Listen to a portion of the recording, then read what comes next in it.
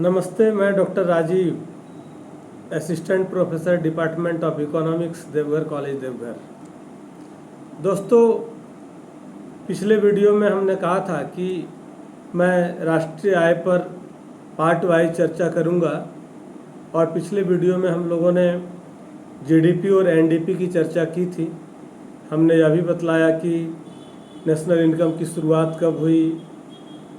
1868 में दादा भाई नौरोजी ने सबसे पहली बार राष्ट्रीय आय की गणना की थी और तब इस देश के लोगों का तत्कालीन जो जनसंख्या थी उस समय प्रति व्यक्ति आय को उन्होंने 20 रुपया बतलाया था। तो हम लोगों ने जीडीपी को समझा था, एनडीपी को समझा था। आज हम लोग इस वीडियो में समझेंगे जीएनपी। लेकिन इससे पहले मैं एक बात का जिक्र करूं आपसे। राष्ट्रीय आय बहुत ही सरल और सहज विषय है। कहते हैं कि चैरिटी बिगिंस एट होम, अच्छे काम की शुरुआत घर से होती है। तो आप राष्ट्रीय आय को घर से समझ सकते हैं। आप ऐसे समझ सकते हैं जैसे आपके परिवार की आय है, जैसे समाज की आय है, उसी तरह एक जिले की आय है, राज्य की आय है और देश की आय है। तो घर से हम इसको कैसे समझेंगे? मान लिया जाए कि आप अपने परिवार में 5 लोग हैं और आपके पेरेंट्स या अभिभावक या आपके पिताजी नौकरी करते हैं। पिताजी मान लीजिए महीने का 10,000 रुपया कमाते हैं। बाकी अन्य जो 4 सदस्य हैं वो कोई आय नहीं करते हैं, यानी कमाते नहीं हैं। तो सीधा मतलब है कि आपके घर का, आपके परिवार का इनकम कितना है? 10,000 है। यानी आपके परिवार में सिर्फ एक व्यक्ति अर्न करने वाले हैं, अर्निंग पर्सन है, वह है आपके पिताजी। तो वर्ष भर में आपके पिताजी को जितना वेतन मिल रहा है वही आपका एक वर्ष का इनकम है। ऐसे ही राज्य के अंतर्गत, देश के अंतर्गत जितनी आय होती है उसको हम लोग राष्ट्रीय आय कहते हैं। अब उसमें जीडीपी है, एनडीपी है, जीएनपी है, एनएनपी है, ये सब को हम लोग पार्ट वाइज समझने के लिए चर्चा कर रहे हैं। तो जीएनपी क्या है? Gross national product. Gross national product क्या है? केवल भारतीयों द्वारा देश अथवा विदेशों में एक वर्ष में किए गए कुल उत्पादित अंतिम वस्तुओं और सेवाओं के मौद्रिक मूल्य को जीएनपी या सकल राष्ट्रीय उत्पाद कहते हैं। यहाँ ध्यान देने वाली बात क्या है जिस पर हम लोग गौर करेंगे? ध्यान देने वाली बात यह है कि समय राष्ट्र की सीमाओं के अंतर्गत उत्पादित समस्त वस्तुओं का जोड़ लिया गया है। यानी वित्तीय वर्ष, जैसे मैंने कल भी कहा था कि वित्तीय वर्ष में, फाइनेंशियल ईयर में देश की जो सीमा है और उस सीमा के अंतर्गत जिस देश का बात हो, समय राष्ट्र की सीमाओं के अंतर्गत, समय अवधि में उस राष्ट्र की सीमाओं के अंतर्गत उत्पादित समस्त वस्तुओं का जोड़ लिया गया था। किसमें? जीडीपी में। जीडीपी की चर्चा में हमने कहा था ना कि देश की घरेलू सीमा के अंतर्गत समस्त उत्पादित वस्तुओं और सेवाओं के मूल्य का योग ही जीडीपी है, यानी सकल घरेलू उत्पाद है। लेकिन जीएनपी की चर्चा हम लोग यहाँ कर रहे हैं। तो जीएनपी में क्या है? इनमें वस्तुओं में से कुछ उत्पादन विदेशियों द्वारा किया गया है, यानी अपने देश के कुछ लोग जो हैं वो विदेशों में रहते हैं और विदेशों के कुछ लोग अपने यहाँ निवास करते हैं। दोनों बातें हैं।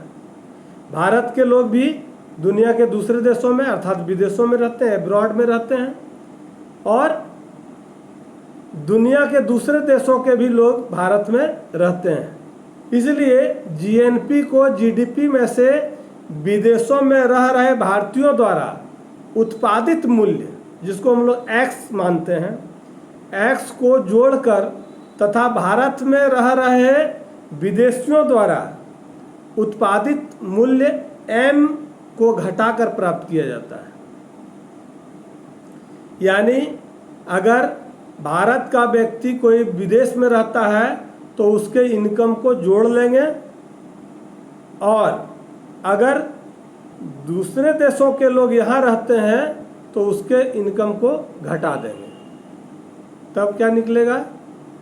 जीएनपी निकलेगा। सूत्र क्या है उसका? GNP equal to GDP plus X minus M. यानी भारतीयों द्वारा जो अर्न किया गया विदेशों में उसको जोड़ दिए, और विदेशियों द्वारा जो भारत में अर्न किया गया उसको घटा दिए। तो GNP equal to GDP plus X minus M. अब चौथा है एनएनपी, नेट नेशनल प्रोडक्ट या शुद्ध राष्ट्रीय उत्पाद। यदि जीएनपी में से मूल्यह्रास को हटा दिया जाए या घटा दिया जाए तो हमें शुद्ध राष्ट्रीय उत्पाद यानी एनएनपी प्राप्त हो जाता है। हमने एनएनपी, नेट नेशनल प्रोडक्ट या शुद्ध राष्ट्रीय उत्पाद को ज्ञात कर लिया, परंतु राष्ट्रीय आय एनएनपी एफसी, जिसकी हम लोग चर्चा किए थे कि net national product at factor cost, NNP at the rate FC factor cost को कहा जाता है। एनएनपी एफसी को समझने के लिए फैक्टर कॉस्ट एफसी को समझना है। फैक्टर कॉस्ट मतलब साधन लागत, तथा मार्केट प्राइस एमपी, एफसी और एमपी दो फैक्ट्स हैं यहाँ पे। फैक्टर कॉस्ट को साधन लागत कहते हैं और एमपी को मार्केट प्राइस यानी बाजार मूल्य या बाजार लागत कहते हैं। तो एफसी को और एमपी को जानना जरूरी है। फैक्टर कॉस्ट क्या है? किसी भी वस्तु या उत्पाद को बनाने में, जब भी हम कोई वस्तुओं का उत्पादन करते हैं, निर्माण करते हैं, मैन्युफैक्चरिंग करते हैं, तो उस वस्तु को बनाने में जो मूल राशि लगी हुई होती है, जिसको हम लोग मूलधन कहते हैं, जो मूल राशि लगी हुई होती है वह उस वस्तु की साधन लागत कहलाती है। उदाहरण के लिए यदि कोई खिलौना बाजार में 10 रुपये में बेचा जाता है, खिलौने का प्राइस, टॉयज का प्राइस क्या है? मार्केट प्राइस 10 रुपीज है। तो उस खिलौने की साधन लागत क्या है? क्योंकि जब 10 रुपये में बेची जा रही है तो स्वाभाविक है उसमें टैक्स लगा हुआ होगा, तो उस पर 2 रुपये का टैक्स लगा हुआ है। अगर किसी खिलौने की बाजार कीमत 10 रुपये है, उसमें 2 रुपये का टैक्स लगा हुआ है, तो उसका साधन लागत कितना हुआ? साधन लागत हुआ 8 रुपये। यानी मूल लागत जो है उसका वह कितना है? 8 रुपये, लेकिन बाजार में कितने में बेची जा रही है? 10 रुपये में। तो आप साधन लागत समझ गए। किसी वस्तु के उत्पादन में या निर्माण में या मैन्युफैक्चरिंग में जो मूल राशि लगी हुई होती है उसको हम लोग साधन लागत कहते हैं। दूसरा है बाजार मूल्य या मार्केट प्राइस। उपभोक्ता जिस मूल्य पर बाजार में किसी वस्तु को खरीदता है, जैसे अभी हम लोगों ने कहा कि खिलौने की कीमत कितना है? 10 रुपये, लेकिन मूल लागत उसकी कितनी है? 8 रुपये। तो वह क्या था? साधन लागत था। अब है बाजार मूल्य, जिसको हम लोग मार्केट प्राइस या एमपी कहते हैं।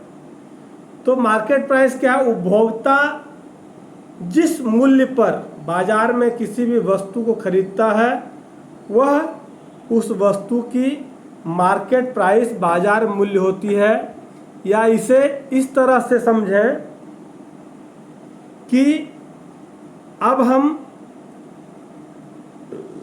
उस कॉस्ट को, मार्केट प्राइस को इस तरह से समझना चाहते हैं कि साधन लागत में यदि टैक्स हटा दिया जाए, जो भी वस्तु का प्रोडक्शन हम लोग कर रहे हैं, जिसका भी मैन्युफैक्चरिंग कर रहे हैं, जितनी भी वस्तुओं का कर रहे हैं, उसका जो भी मार्केट प्राइस है, जितनी भी कीमत पर वे वस्तुएं और सेवाएं बाजार में उपलब्ध है या विभिन्न उपभोक्ताओं द्वारा वह जिस भी मूल्य पर क्रय किया जाता है, यदि उसमें से टैक्स को हटा दिया जाए,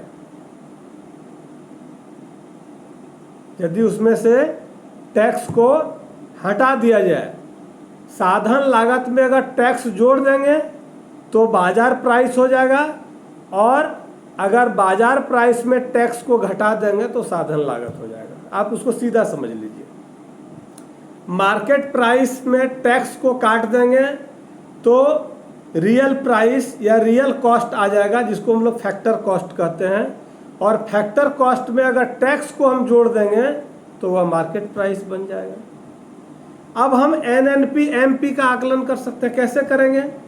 NNP-MP equal to NNP-FC plus indirect tax, यानी अप्रत्यक्ष कर जो उस पर लगा हुआ होता है, जिसको हम लोग बाजार मूल्य या मार्केट प्राइस कह रहे हैं, वह है। क्या कहता है? NNP-MP equal to NNP-FC plus indirect tax, या दूसरे तरह से हम लोग दूसरे सूत्र से कह सकते हैं कि NNP-FC equal to NNP-MP minus indirect tax. तो अगर इनडायरेक्ट टैक्स को जोड़ देंगे तो मार्केट प्राइस निकल जाएगा, और अगर इनडायरेक्ट टैक्स को घटा देंगे तो फैक्टर कॉस्ट निकल जाएगा। हमें सरकार द्वारा कई वस्तुओं में अनुवृत्ति, जिसको हम लोग सब्सिडीज कहते हैं या आर्थिक सहायता भी कहा जाता है, इसको दी जाती है, अतः उसे भी NNP-FC में जोड़ लिया जाता है। जो सरकारों द्वारा आर्थिक सहायता, सब्सिडी या अनुवृत्ति दी जाती है, उसको भी NNP-FC में जोड़ लिया जाता है। तो हम लोग कह सकते हैं कि NNP-FC equal to NNP-MP minus indirect tax plus subsidy. Indirect tax को माइनस कर देंगे और सब्सिडी को जोड़ लेंगे। इस प्रकार से NNP-FC को राष्ट्रीय आय भी कहा जाता है। NNP-FC को राष्ट्रीय आय भी कहा जाता है। तो हम समझ गए GDP, NDP, GNP और NNP, NNP-FC, NNP-MP, ठीक ना। तो आगे नेक्स्ट वीडियो में हम इसके और पार्ट को आपके सामने लाएंगे। यदि आपको यह वीडियो पसंद आया हो तो सब्सक्राइब करें और कमेंट्स लिखें। आपके द्वारा दिए गए सुझाव मेरे लिए सौभाग्य होगा, इसलिए हम उम्मीद करेंगे कि आप सुनकर अपने सुझाव लिखें, ताकि आने वाले वीडियो में हम और बेहतर कर सकें। हमको और बेहतर करने के लिए आपका स्नेह आवश्यक है। आपका स्नेह मिलेगा तो मैं उससे ऊर्जा लेकर के और आने वाले वीडियो में कुछ और अच्छा करूँगा। धन्यवाद।